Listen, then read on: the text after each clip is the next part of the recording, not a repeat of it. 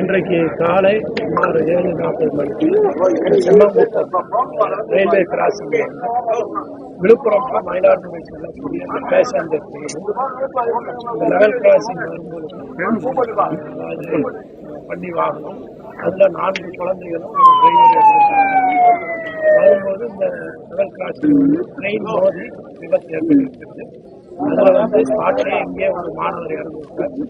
மற்ற 3 மாணவர்கள் மற்றும் டிரைவரையும் சிகிச்சை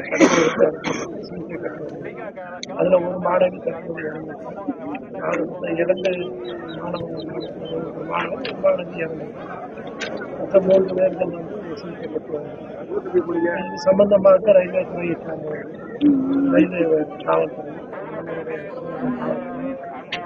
விசாரணை செய்து எந்த பிரச்சனை இல்லை. சார் ஆள் இல்ல ரயில்வே கேட், ஆள் உள்ள ரயில்வே கேட் சார். இதுக்கு ஆளு அந்த சடனா கதவை திறக்காதான் மெயின் விபத்துக்கான முதல் காரணம்னு சொல்றாங்க. இப்ப இது காவல்துறை ரயில்வே துறையை சார்ந்தவர்கள் வந்திருக்காங்க. இப்பகுதி மக்கள் தெரிவிக்கிறாங்க சார். நம்ம விசாரணையில தான் தெரியும். இப்ப விசாரணை பண்ணிட்டு இருக்காங்க, சொல்லுவாங்க.